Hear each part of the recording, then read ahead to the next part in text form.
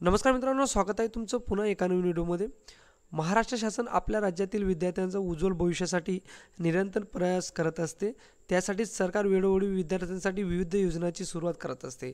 आज आपण महाराष्ट्र शासनाद्वारे सुरू करण्यात आलेल्या अशाच एका योजनेची माहिती घेणार आहोत, ज्याचं नाव आहे बाबासाहेब आंबेडकर स्वाधार योजना.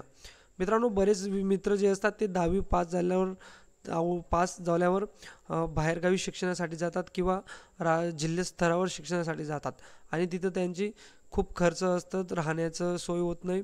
तर गव्हर्नमेंट अशा मित्रांसाठी जे की 10वी नंतर किंवा 12वी नंतर उच्च शिक्षण घेण्यासाठी जे विद्यार्थी बाहेरगावी जातात आणि तिथे राहतात, त्यांना आर्थिक मदत मिळावी म्हणून त्यासाठी बाबासाहेब आंबेडकर स्वाधार योजना सुरू केलेली आहे. तर या योजनेची संपूर्ण माहिती आपण या व्हिडिओमधून बघणार आहोत. चॅनलवर नवीन असाल तर चॅनल सबस्क्राईब करून घ्या, जेणेकरून नवनवीन व्हिडिओ तुमच्यापर्यंत पोहोचत राहतील. मित्रांनो, स्वाधार योजनेअंतर्गत स्वतःच्या घरापासून दूर दुसऱ्या शहरात शिक्षण पूर्ण करत असलेल्या विद्यार्थ्याला भोजन, निवास आणि इतर शैक्षणिक सुविधांसाठी अनुदान उपलब्ध करून दिले जाते, जेणेकरून विद्यार्थी कोणत्याही आर्थिक अडचणीशिवाय स्वतःचे शिक्षण पूर्ण करू शकतील व राज्याचा विकास करू शकतील. राज्यातील जे विद्यार्थी आर्थिकदृष्ट्या गरीब असल्या कारणामुळे स्वतःचे शिक्षण पूर्ण करण्यासाठी असमर्थ असतात, त्या विद्यार्थ्यांसाठी स्वाधार योजनेअंतर्गत ही खूप फायद्याची योजना आहे आणि या योजनेअंतर्गत त्यांना आर्थिक मदत देखील केली जाते. या योजनेचा मुख्य उद्देश म्हणजे राज्यातील अनुसूचित जाती, नवबौद्ध वर्गातील इयत्ता 11वी 12वी तसेच व्यावसायिक बिगर व्यावसायिक अभ्यासक्रमातील शिक्षण घेत असलेल्या विद्यार्थ्यांना भोजन भत्ता व निवास भत्ता, निर्वाह भत्ता उपलब्ध करून देणे, याच मोठा हेतू या योजनेचा आहे. तर ही योजना राज्य सरकार महाराष्ट्राने सुरू केली होती. ही योजनेचं नाव आहे स्वाधार योजना. समाज कल्याण विभाग, महाराष्ट्र सरकार. लाभार्थी कोण असतील तर अनुसूचित जात, नवबौद्ध वर्गातील विद्यार्थी. लाभ कोण घेऊ शकतील तर शिक्षणासाठी आर्थिक सहाय्यक लाभ घेऊ शकणार आहेत.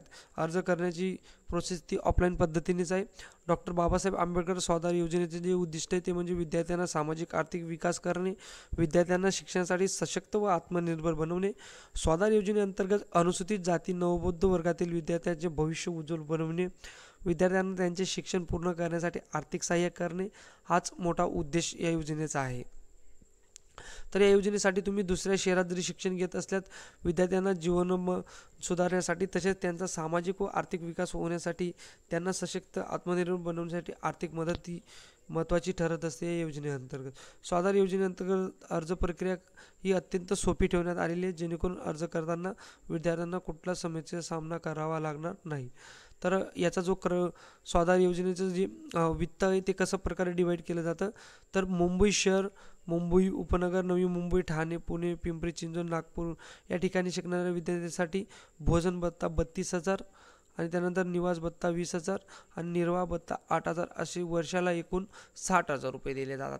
तेच जरी तुम्ही महसूल विभागीय शहरामध्ये राहत असाल, महानगरपालिका शहरामध्ये राहत असाल तर तिथे तुम्हाला भोजन भत्ता 28,000, निवास भत्ता 15,000 आणि निर्वाह भत्ता 8,000 असे एकूण तुम्हाला 51,000 दिले जातात.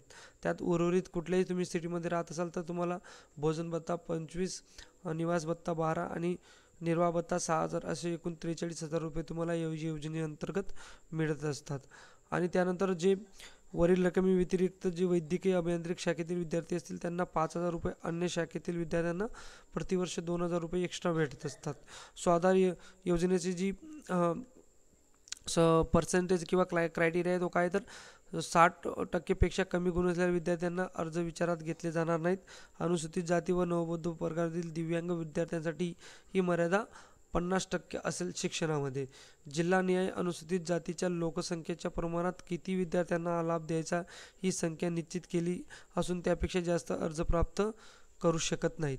निवड यादी संबंधित जिल्हा सहाय्यक आयुक्त समाज कल्याण कार्यालयामार्फत प्रसिद्धी केली जाईल. निवड न झालेल्या विद्यार्थ्यांचे वेगळे करण्यात येणार नाही, त्यामुळेच हा निर्णय त्यांचा गव्हर्नमेंटचा अंतिम राहील. तर याचा निकष काय, सदर योजना ही लाभ घेण्यासाठी विद्यार्थ्यांनी संबंधित सहाय्यक आयुक्त समाज कल्याण यांच्याकडे अर्ज सादर करावे लागतील. सहाय्यक आयुक्त समाज कल्याण हे अर्जाची छाननी करतील व त्यानंतर गुणवत्ता यादी प्रसिद्धी करतील.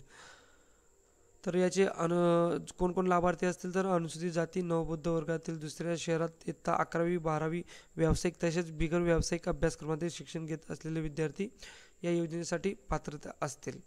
तर यासाठी तुम्हाला काय काय डॉक्युमेंट लागणार आहेत तर ते मी तुम्हाला सांगणार आहे. बघा, यासाठी तुम्हाला आधार कार्ड, रेशन कार्ड, रहिवासी दाखला, मागील वर्षातील गुणपत्रिका, मोबाईल क्रमांक, email ID, passport size photo, विद्यार्थ्यांचे उपस्थित प्रमाणपत्र, बँक खात्याचा तपशील, उत्पन्नाचा दाखला, जातीचा दाखला, जन्माचा दाखला आणि शपथपत्र एवढे डॉक्युमेंट तुम्हाला लागणार आहे. आणि अर्ज कशा पद्धतीने करायचं तर अर्जदाराला सर्वप्रथम आपल्या जवळच्या समाज कल्याण कार्यालयात जावे लागेल. कार्यालयात जाऊन स्वाधार योजनेचा अर्ज घ्यावा लागेल. तो अर्ज व्यवस्थितरित्या सगळी माहिती फिलअप करून त्यासोबत सगळे डॉक्युमेंट जोडून अशा प्रकारे तुम्ही तो अर्ज तिथंच नवीन सबमिट करू शकतात.